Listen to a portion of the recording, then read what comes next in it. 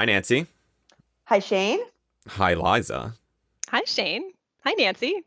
Hello, everyone. Hello through the little screen. From our home studios. It's so nice. Studio is a very generous phrase. Someday I'm going to take a picture of the fluorescent pink closet that I'm currently sitting in, just so folks realize the glamourness of this. I have a pillow fort. Ooh, pillow fort's nice. I have a question. Have either of you had to, I'm going to say evacuate, or just leave a situation that you just didn't want to be in, or maybe was dangerous, anything like that? Ooh, so open-ended. I know. Let's go with the straight disaster. I was in a house fire once. Oh, geez. Ooh. It's while I was studying abroad in Austria. And so it was this really old building from the 19th century. And so they don't really do fire alarms there, I guess. Right? So the floor fit really tightly. We were just sitting there having breakfast. Someone was in the shower. And then someone opened the door and it was just floor to ceiling smoke, right? You're like, Oh my shit, gosh. we should probably leave. So we dragged the person Yeah. out of the shower naked, and we're going down these stone stairs. We're like, we should crawl, right? That's what they taught us in grade school. Get up below the smoke. So we're crawling out and we meet the Feuerwehr coming up and they're like, what are you doing? What started the fire? I'm not sure. I think it was a cigarette or something. It was the unit below us. And so it was mostly contained there. I guess all that stone just kept it in. So they put it out, no problem. I think it was practically out by the time we evacuated. Wow. Oh my gosh. And was everyone okay? Everyone was or? fine. Yeah. They were it was just a weird thing that happened in a foreign city where you only sort of understand what's going on, right? Oh, that's amazing. Yeah, come to think of it, I had something similar in our old apartment when we had to leave for a week. There was a fire below us in the boiler room or something. And nothing happened, but we had to get out. You know what I mean? Gotta Nothing leave. happened. Yeah, we stayed in the hotel for a week, but it was a little oh, it's a real fire. There's so many false alarms, and then you're like, oh, this is real. Yeah, Your brain is kind of is this really happening? Yeah, exactly. I guess it is good to know, though, that survival instinct does kick in. You think, oh, we were taught this stuff, we're never going to need to use it. But when that kicks in, you're like, oh, I remember something about this, and maybe I should get the heck out of here. Yeah, those drills, actually, they stick with you. Yeah. There's something to them. Welcome to the American Geophysical Union's podcast about the scientists and the methods behind the science. These are the stories you won't read in the manuscript or hear in a lecture. I'm Shane Hanlon. And I'm Nancy Bompey. And this is Third Pod from the Sun.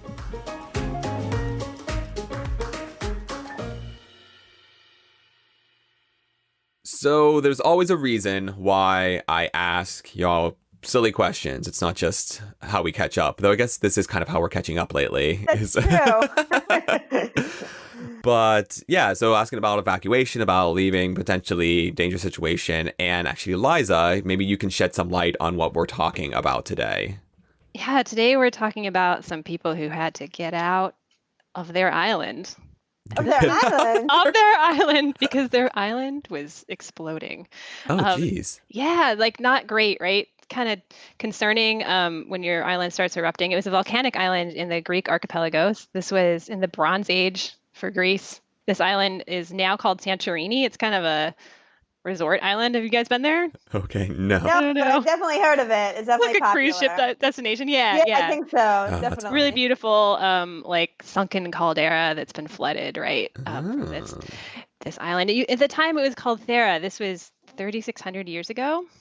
So What's that 1600 math? BCE. Okay. Yeah, pretty long time ago for us. But there were people living on the island then. The Therans, or the Akrotines, as they're sometimes called. They had a city there, and then apparently they left. What do you mean When this- apparently? Well, there aren't any bodies. They're Oh. buried city, but it's not like Pompeii where there were Oh. bodies. You So mean they left because something happened? Something happened. The volcano erupted, Oh, Yeah. wow. Okay. and it but there's buried. literally not a single body. But they don't see any bodies caught in the eruption. Wow. So it's a mystery about they knew people were there and then they weren't there after the eruption, but what happened? So And they didn't show up somewhere else, I guess. Right, that was the thing. Is it looks like they left, but where did they go? Is it the lost city of Atlantis? They just sank beneath the waves and are magically living there? Probably not, right? Yeah. Yeah. So are you gonna let just leave us hanging here? Or are we gonna find some answers to this? Well, we talked to somebody that could maybe have an idea.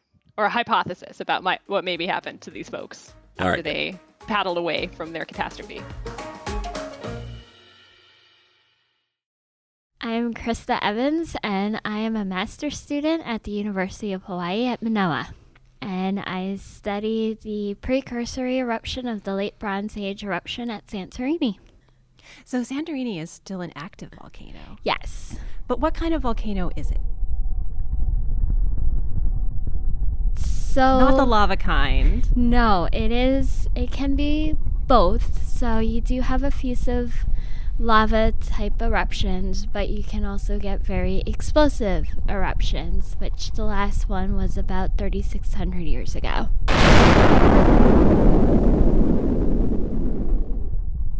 And it was a big one. And it was a very big one. It's kind of considered one of the largest volcanic eruptions in the last 10,000 years at this point.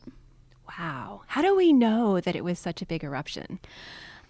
Well, we can kind of see that we're seeing ash in ice core records and just the volume that was erupted at this time and the explosive index. So we can see if we make ice cores in the Arctic, you can see the evidence of this eruption. Yes.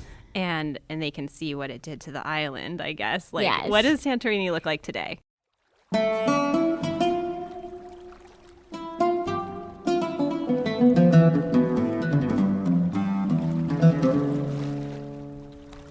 So today, Santorini consists of 5 islands. You have Thera, Theressia, and Aspronesi, which is remnants of one larger island. And then you have 2 central islands in a flooded caldera ring that are more recent and have been building up from these effusive lava eruptions. Okay, so it's coming back up from where it Yes. blew itself away 3,600 years ago. Yes. Yeah. Oh, wow. Okay, and this island, it's in Greece, Yes. in the Mediterranean. Yes. How close is it to, I don't know, Athens or something like that? Kilometers-wise, I don't know. But ferry-wise, it's about an 8-hour ferry ride. 3,600 years ago. Who was living on this island? I mean, it's Greece, so we know there was civilizations in this area. Yes. So at the time, 3,600 years ago, we had the Therans living on the island, which is a culture in and of itself, separate from the Minoans, who lived on Crete, about 120 kilometers to the south. What makes them distinct when we look at their... So their boats were different, their art was different, the style of their art, and the pottery. Oh, what does the pottery look like? Have you seen it? I've seen it in the museum, but I could not describe it for you. Something for the archaeologist to tell you this is what's specific about like their particular art. Okay. Yes. But it's kind of like pottery can be a signifier, right, of a specific time period or a specific culture. And is this one way that we now identify, the way culture flows or who people were through this type of pottery? And they were actually also using the pottery to basically trace trading routes. Okay. Because we're also seeing Minoan pottery on Thera, so then they must have been trading with the people on Crete. Okay, so we know they were probably going back and forth, and they knew these other people, but they're living here on this island, and it has this massive eruption. So, did they have warning that this was going to happen? What was it like leading up to this huge eruption? That is a really good question. That's what I work on. So, we think that they had no idea that they were living on a volcano. I mean, they probably knew what volcanoes were, but when this started to erupt and the ash was falling from the sky, they were probably like, what is going on? Let's get out of here. Because that's what they did. They left.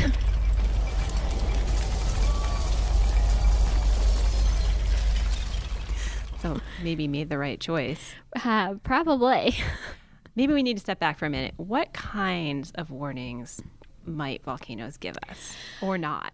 So they can give us several different types of warnings. So you have earthquakes. You can have minor volcanic eruptions, ground deformation, changes in geothermal systems. So like hot springs could get hotter. A significant gas emission increase. Those are the major ones. Okay, so like you might see the land like coming up, moving up, or sinking. Yes.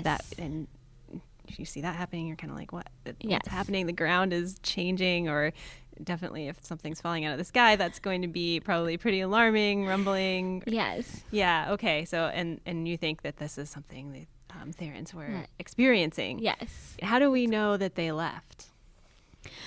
So we can see that at the archaeological site of Akrotiri, which is located on the southern peninsula of Thera. And this is a Bronze Age settlement. Yes. What are the characteristics of that? Like, what kind of buildings do they have? What kind of artifacts? So they have 3 to 4 story buildings. I mean, they are stunning. They're significant. Like, I remember walking into that archaeological site for the first time 2 years ago and going, my mind was just blown. It's like there's a city there that was There. Was it buried? Yes, so it was buried under several meters of tephra and ash. And tephra is Pumice. okay. And there were these buildings, but you said notably not bodies. Yes. So not like Pompeii, where we see people perished in their homes or in the streets. Correct. Okay. Kind of in contrast to that. Just very in contrast. So they must have gotten out of there. Originally, when it was first starting to be excavated, archaeologists had associated with all of this with earthquake activity, and that being more of the precursory for the eruption, and that's why they left. But we're now arguing that they had to be very familiar with earthquakes. Oh, because you think there were earthquakes in the region? Yes, because between the Middle Bronze Age and the Late Bronze Age, which was about several centuries prior to the eruption, there was what we call a seismic destruction level found both on Santorini and on Crete that marks that cultural transition. Oh. So you see a change in the culture at the same time as you see evidence that Yes. there had been earthquakes or there's damage to their buildings or to the surrounding environment. Yes. Wow. That's so interesting that you can still see that 3,600 years later. Yeah, well, it's actually preserved in the archaeological record. So, like, all their buildings were completely destroyed. And instead of cleaning everything out, they just rebuilt on top of the rubble. So where do the people go? That's a good question. We're not exactly sure because we don't see an influx of people coming in at the time of the eruption on Crete, nor do we see their art or their craft. Like we were saying about the pottery, Yes. it's not showing up. Yes. It's just not showing up on Crete or any other nearby islands. So the question of where did they go still remains. However, we have a slight theory behind where they may have gone. Okay. I want to hear about this theory then. Yeah, I want to know about this theory. Where did these people go? Yeah, seriously. Where did they go?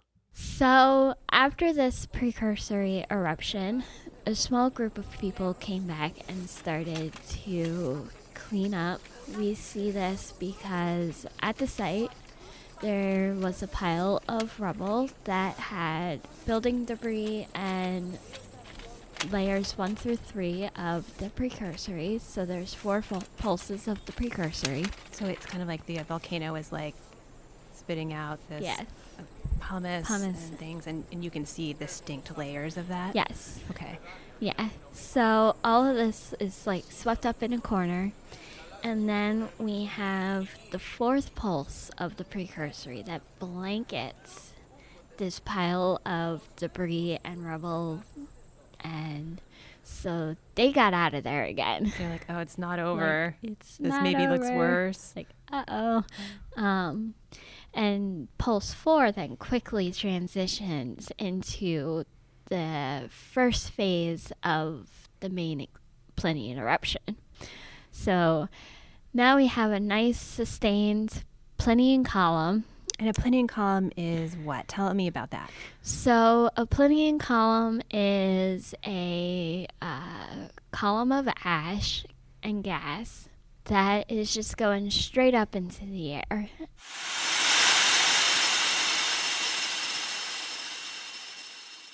And it eventually reaches what we call buoyancy.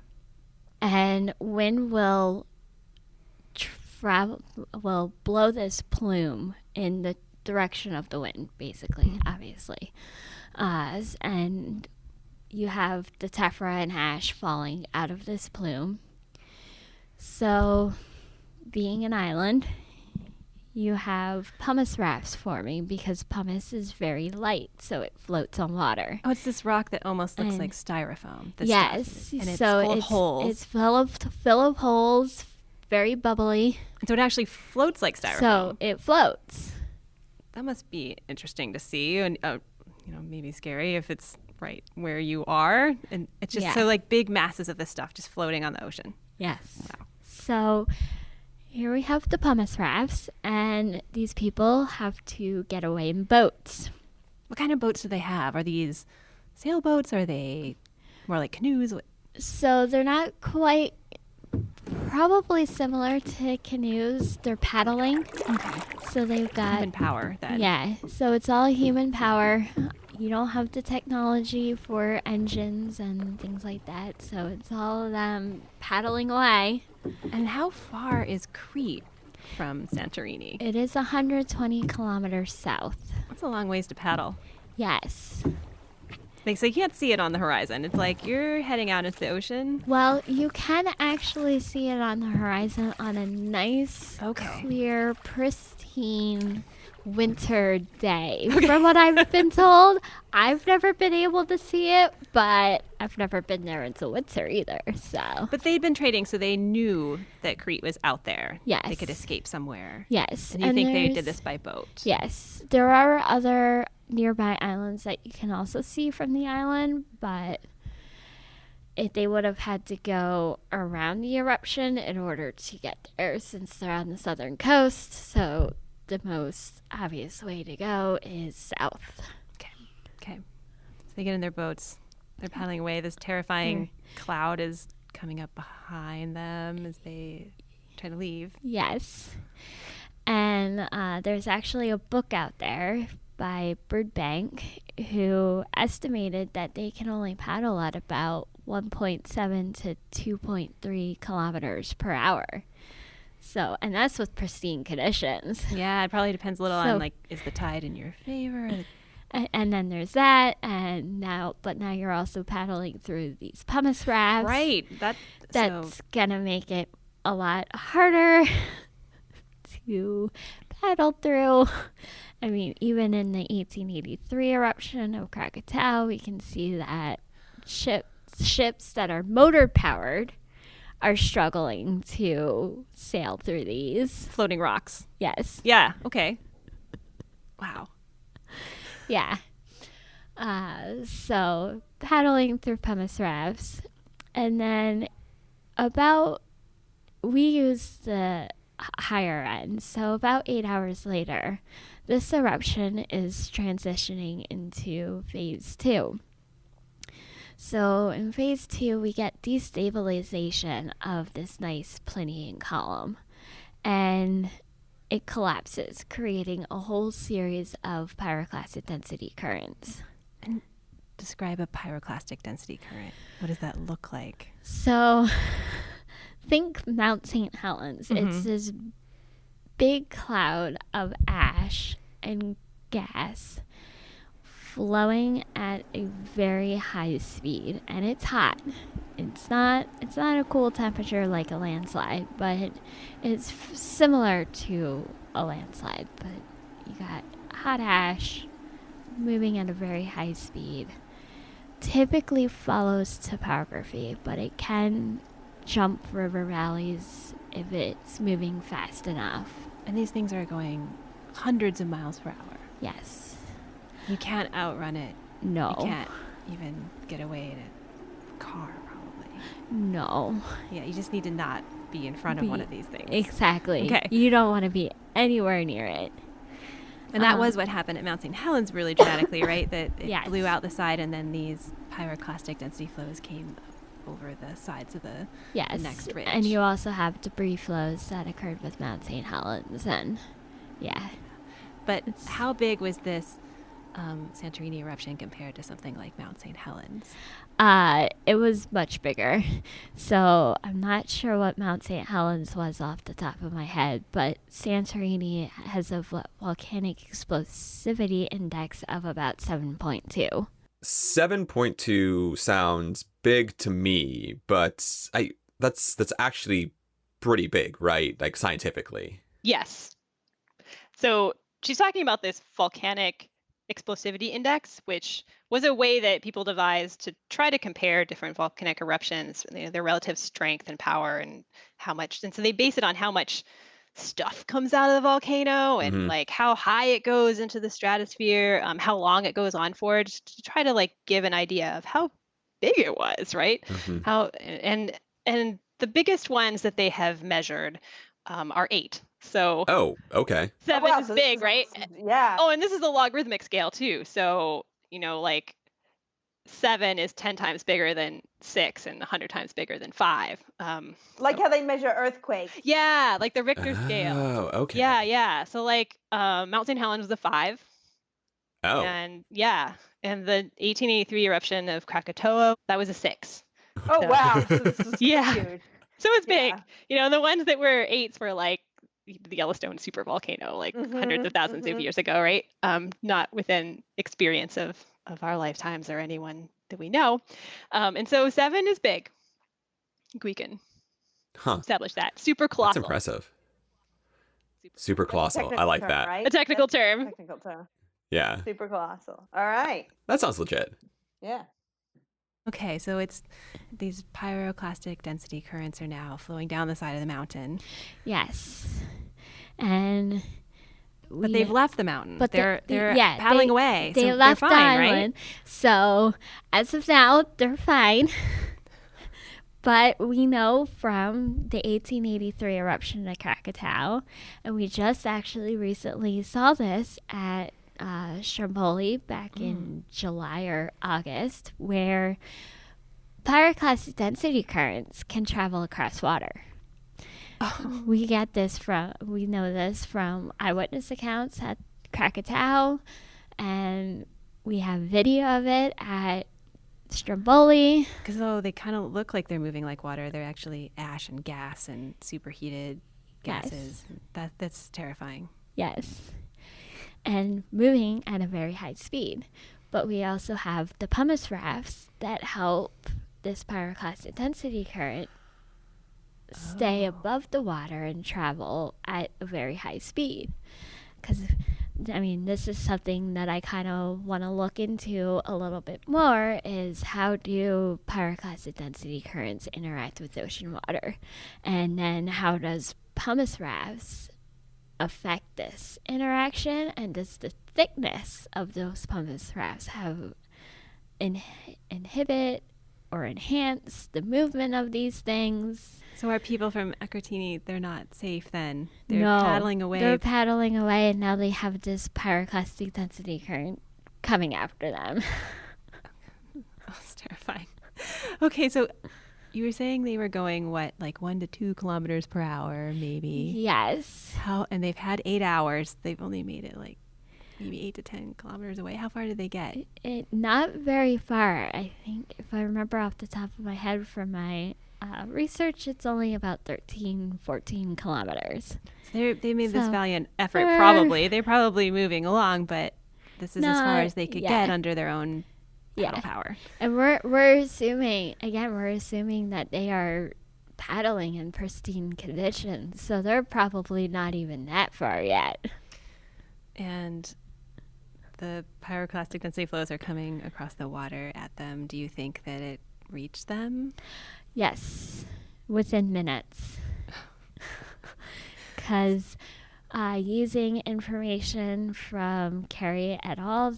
That calculated using ship records and using when the ships heard the sound from the eruption and from when hurricane force winds hit them, they calculated the velocity of the pyroclastic density currents of the 1883 Krakatoa eruption. So I went ahead and used that information, and it's about 260 kilometers per hour. So these things are moving real fast, and probably caught up to the Therans within 5 minutes. So you think they were just overwhelmed by these? Yes. And that's the answer to the mystery. Yes. They were at the bottom of the ocean. Yes. Oh. It's a little bit of a sad ending, but very dramatic. It is very dramatic. Do you see evidence of these pyroclastic density flows having come across the water from that eruption? Is there evidence on the other islands? How far do they go? So that is a very good question, and that is something else that I want to look at in the future. Yeah, so how do you go about that? Do you have to do dives, or do you go look at the other islands and look in the geologic record for it? So I will probably mainly do look for deposits on other islands. I know we have not published this yet, but we're going to be looking at it. But we have some first phase pumice on a nearby island that we think may have come from the pumice rafts. So that also shows that pumice rafts existed and were formed. All right, so what does this tell us about the way we relate to volcanoes, over time? Is it just, are we the same as the Therans? We see this hazard that we live with and are like, I'm kind of used to it, but I don't know. I don't know what I'm asking here. Like, when you think about comparing their reaction, I guess, to, say, the way the people in Pompeii and Herculaneum reacted to Vesuvius, 1,500 years later. Yeah, that's a good question. And that's a very interesting topic for me, because granted, the Pompeians didn't really have the warning like they did at Santorini, but yet they were still ignoring some of the signals like earthquakes, and they had obvious ground deformation, and we see that in their aqueduct system because it kept breaking. Because water's got to flow down hill in the aqueduct, right? So if it's lifting up or dropping, then it's not flat anymore. Okay. Exactly. So the system keeps breaking, but they keep rebuilding it, not kind of thinking, why does this keep breaking?